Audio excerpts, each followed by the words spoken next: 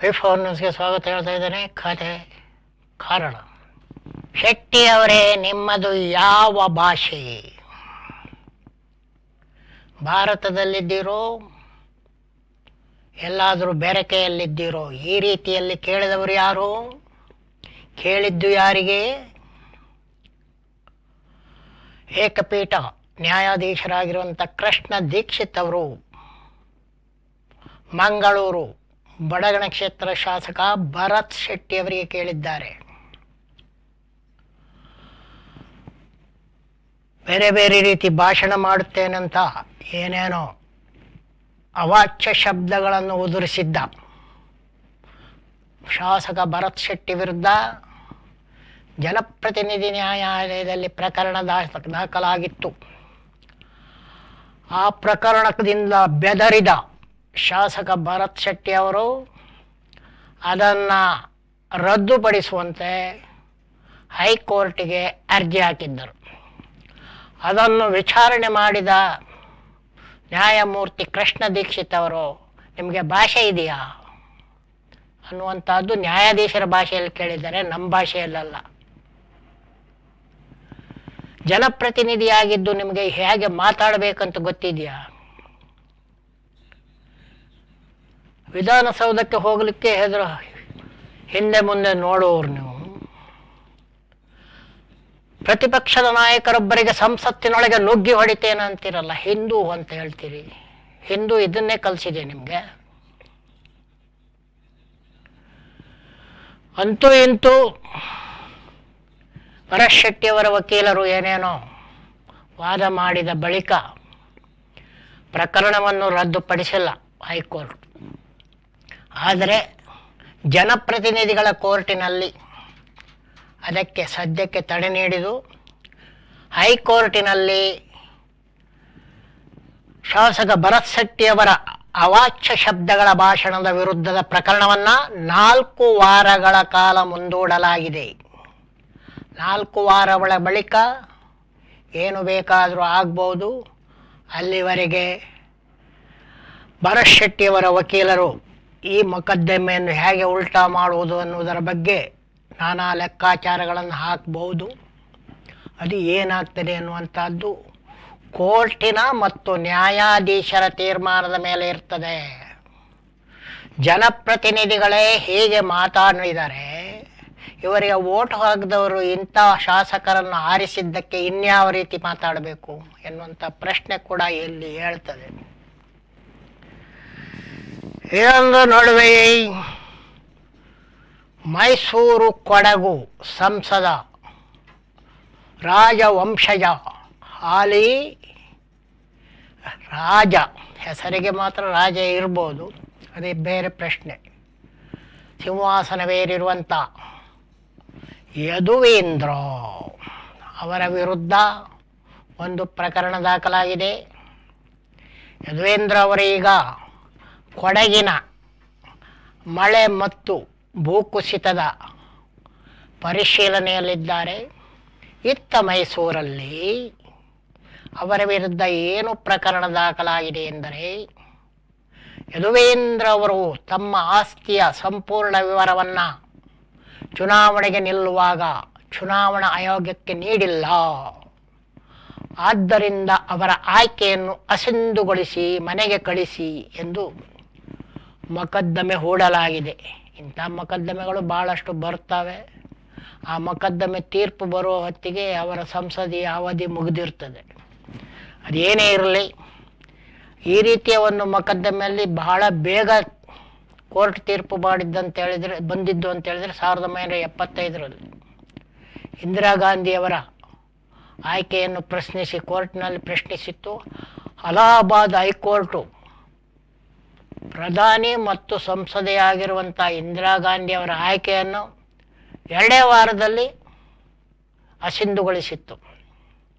ಆಮೇಲೆ ಇನ್ನೊಮ್ಮೆ ಕೂಡ ಪ್ರಧಾನಿ ಇಂದಿರಾರ ವಿರುದ್ಧ ಚಿಕ್ಕಮಗಳೂರಲ್ಲಿ ಗೆದ್ದಾಗಲೂ ಕೂಡ ಇದೇ ರೀತಿಯ ತೀರ್ಪು ಬಂದಿತ್ತು. ಆದರೆ ಉಳಿದಂತೆ ಶಾಸಕರು ಸಂಸದರ ಅಸಿಂಧು ಪ್ರಶ್ನೆಯ ಕೋರ್ಟಿನಲ್ಲಿ ವರ್ಷಗಟ್ಟಲೆ ಎಳೆದು 99% ಅವರ ಸಂಸತ್ ಮತ್ತು ಶಾಸಕ ಅವಧಿ ಮುಗಿದ ಮೇಲೆ ತೀರ್ಪು ಬಂದಿರ್ತದೆ, ಆಮೇಲೆ ಏನು ಮಾಡಂಗಿಲ್ಲ.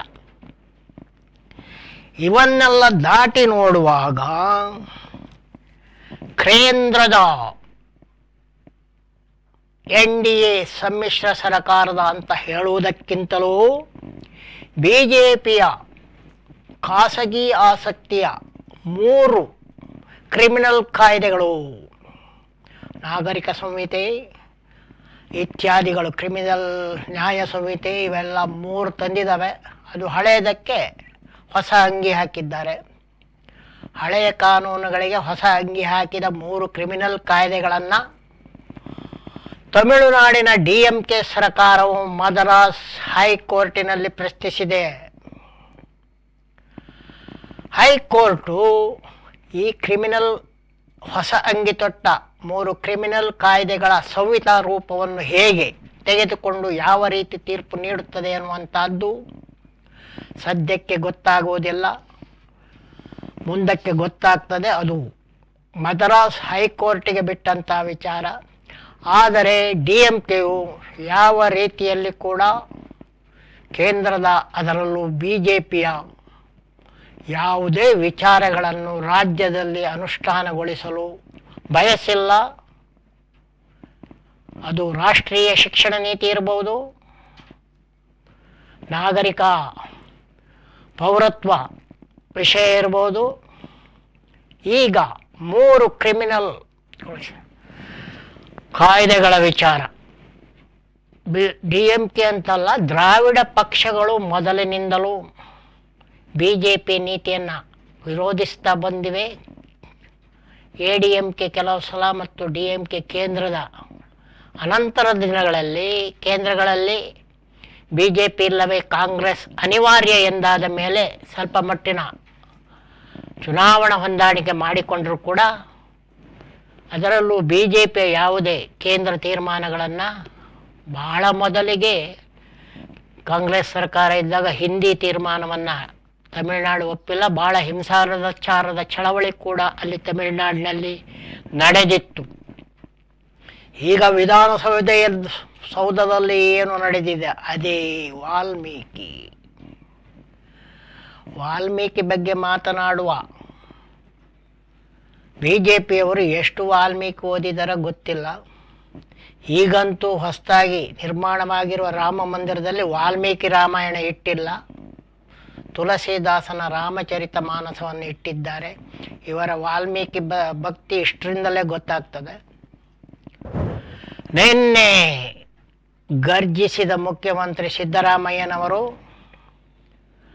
ಕಳೆದ ಯಡಿಯೂರಪ್ಪ ಮತ್ತು ಬೊಮ್ಮಾಯಿಯವರು ಮುಖ್ಯಮಂತ್ರಿ ಆಗಿದ್ದಂಥ ಬರೇ 3.5 ವರ್ಷದಲ್ಲಿ 300 ಕೋಟಿ ರೂಪಾಯಿ ಹಗರಣ ಆಗಿದೆ. ಎಲ್ಲಪ್ಪ ನಿದ್ರೆ ಮಾಡ್ತಿತ್ತು ಜಾರಿ ನಿರ್ದೇಶನಾಲಯ?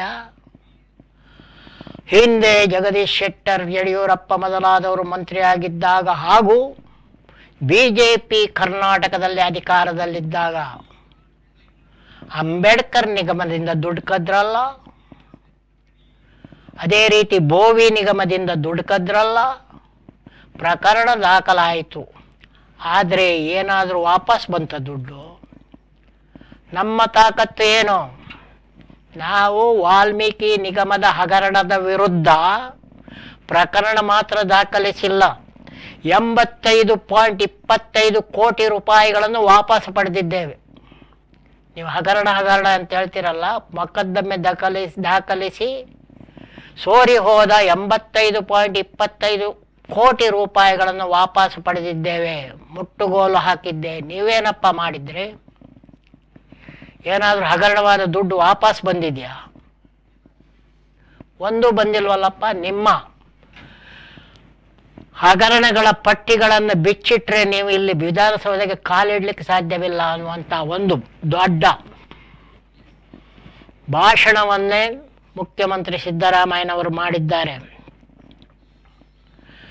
ವಾಲ್ಮೀಕಿ ನಿಗಮದ ಹಗರಣದಲ್ಲಿ ಯಾರೇ ತಪ್ಪು ಮಾಡಿದರೂ ಒಬ್ಬರನ್ನು ಕೂಡ ಬಿಡುವುದಿಲ್ಲ.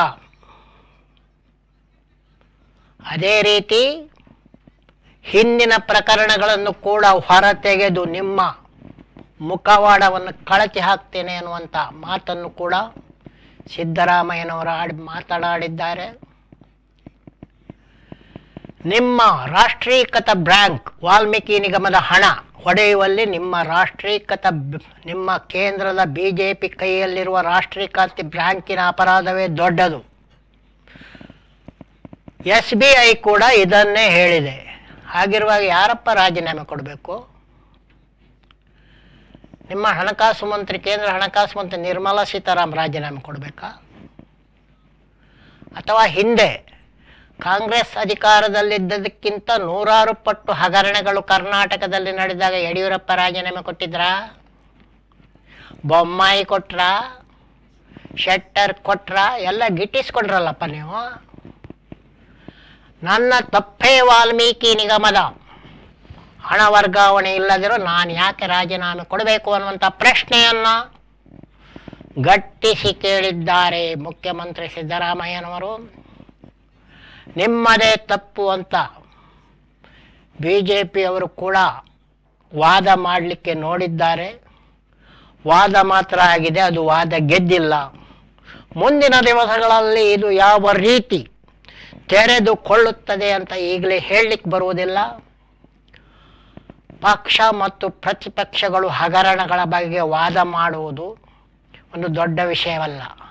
ಇಲ್ಲಿ ಪ್ರಶ್ನೆ ಇರುವುದು ಜಾರಿ ನಿರ್ದೇಶನಾಲಯದ ಪ್ರಾಮಾಣಿಕತೆಯ ಬಗೆಗೆ. ಕರ್ನಾಟಕದಲ್ಲಿ BJP ಇರುವಾಗ ಎಷ್ಟು ಹಗರಣ ನಡೆದರೂ ಒಂದಕ್ಕೆ ಕೂಡ ಬಾಯಿ ಹಾಕದೆ ನಿದ್ದೆ ಹೊಡೆಯುತ್ತಿದ್ದಂಥ ಕೇಂದ್ರ ಸರ್ಕಾರದ ಅಧೀನದಲ್ಲಿರುವಂಥ ಜಾರಿ ನಿರ್ದೇಶ ಈಗ ಯಾಕೆ ಇಲ್ಲಿ ಓಡಿ ಬಂದಿದೆ ಅನ್ನುವಂಥ ಪ್ರಶ್ನೆ ಹೇಳ್ತದೆ.